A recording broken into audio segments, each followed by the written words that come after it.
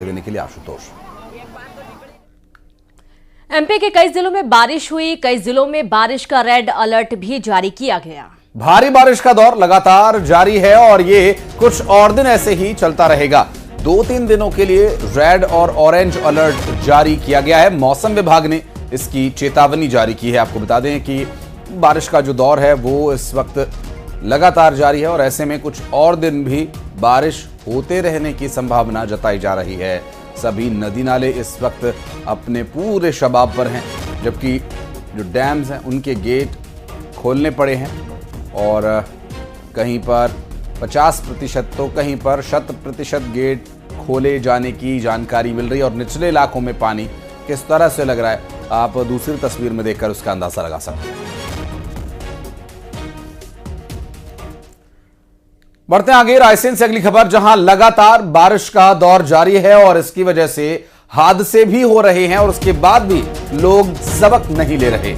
पुल पर पानी होने के बावजूद लोग पुल को पार कर रहे हैं। बेगमगंज इलाके से ये तस्वीर सामने आई है, जहां जान जोखिम में डालकर पार कर रहे लोग पुल को। और इस दौरान ये कुछ तस्वीरें जो कि आगाह करती हैं, आपको चेतावनी देती हैं कि आपको इस तरीके से नाला या पुल को पार नहीं करना है जिसके ऊपर से पानी बह रहा है। अगर जरा भी तेज बहाव होता है तो इनके बहने की भी आशंकाएं बढ़ जाती हैं। और ये देखिए किस तरीके से एक युवक को पुल पार कराया भी जा रहा है। लगातार ऐसी तस्वीरें बार बार सामने आ रही हैं जहां पर लोग जान जोखिम में डालकर रपटे को, पुल को, नाले को पार करने की कोशिश करते हैं। हम तो डूबेंगे सनम, तुम्हें भी ले डूबेंगे, कुछ इसी तरह की ये तस्वीर तस्दीक करती हुई 1 2 3 4 लोग एक साथ जा रहे हैं। अगर एक का भी पैर फिसला तो वो चारों को लेकर जाएगा इस तेज बहाव में। और इस तरह की कई घटनाएं रिनू हम लगातार दिखा भी रहे हैं लोगों को, और फिर भी लोगों की बात ये समझ में नहीं आती कि आप अपनी जान जोखिम में नहीं डाल रहे हैं, आप अपनों की जान जोखिम में डाल रहे हैं। और ये रायसेन से कुछ ऐसी ही तस्वीर सामने आई है और ये इतना बहाव काफ़ी है ये लोगों को बहा ले जाने के लिए, लेकिन जब तक ये गले तक पानी ना आ जाए लोगों को ये बात समझ में नहीं आती। बढ़ते आगे, खंडवा में ओंकारेश्वर बांध के अब 11 गेट्स खोल दिए गए हैं। 4896 क्यूसेक पानी अब छोड़ा जा रहा है। दिन में खोले गए थे बांध के 7 गेट और इस दौरान आप ये विहंगम नजारा देखिए। पहले आप जब बांध के गेट खोले जाते हैं इस दौरान बड़ी संख्या में लोग भी आते हैं इसे देखने के लिए, लेकिन फिलहाल अभी कुछ प्रोटोकॉल्स हैं जिनके तहत मना किया गया है कि आप जल भराव वाले इलाके में बिल्कुल भी ना जाएं। ओंकारेश्वर बांध के 11 गेट खोले गए हैं और ये बहुत ही खूबसूरत नजारा आपकी टीवी स्क्रीन पर खंडवा की ये तस्वीरें। 4896 क्यूसेक पानी यहां से छोड़ा गया है।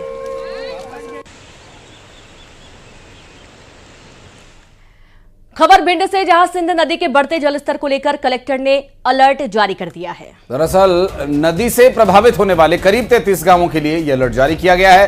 33 गांवों की सूची जनसंपर्क ग्रुप पर सार्वजनिक कर दी गई है। सिंध नदी के बढ़ते जलस्तर को देखकर प्रशासन ने कमर कस ली है।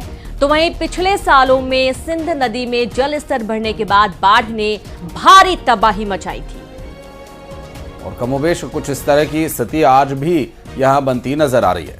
और संवाददाता रवि रमन जुड़ गया। रवि रमन, सिंध नदी का जलस्तर बढ़ गया, आसपास के इलाकों में किस तरीके से इंतजामात किए गए हैं?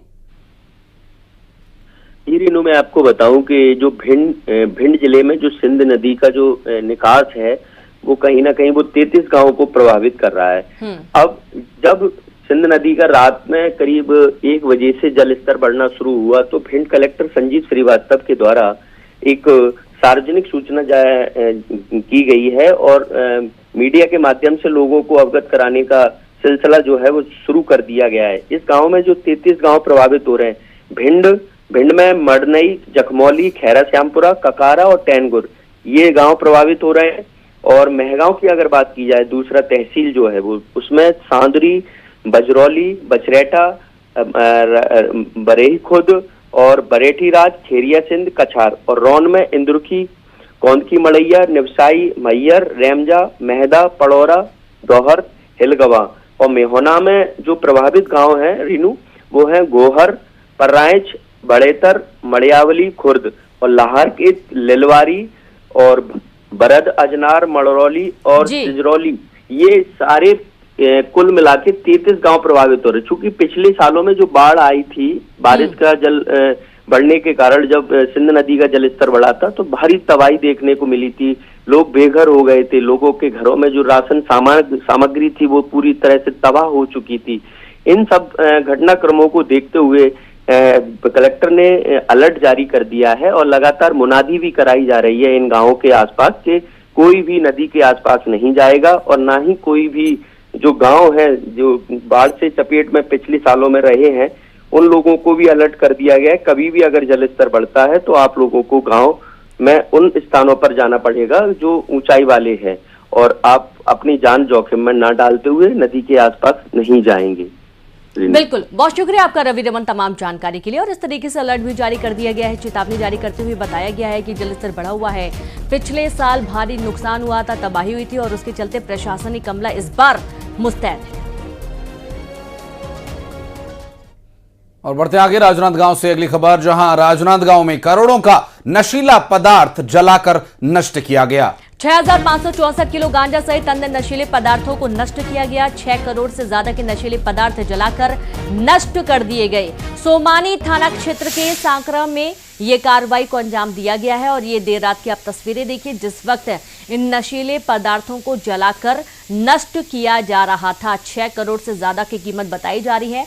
राजनांदगांव में गांजा सहित कई नशीले पदार्थ नष्ट करने की ये तस्वीरें आपके सामने हैं। और यूं भी नहीं, अभी जिस तरह से छत्तीसगढ़ में केंद्रीय गृह मंत्री अमित शाह ने एनसीबी दफ्तर का जो उद्घाटन किया है, एनसीबी कार्यालय का उद्घाटन करने के साथ साथ उन्होंने नशे के खिलाफ जो जीरो टॉलरेंस की नीति का है उसको एक बार फिर से प्रतिबद्धता जताते हुए इस बात का साफ संदेश दिया है कि ये जो नशे का सामान जिसका इस्तेमाल बेचकर लोगों को बिगाड़ने के लिए, उनके जीवन को बर्बाद करने के लिए किया जा रहा है, वही पैसा आतंकवाद और कई अन्य असामाजिक गतिविधियों में इस्तेमाल किया जाता है। और ऐसे में छत्तीसगढ़ पूरी तरह से प्रतिबद्ध है।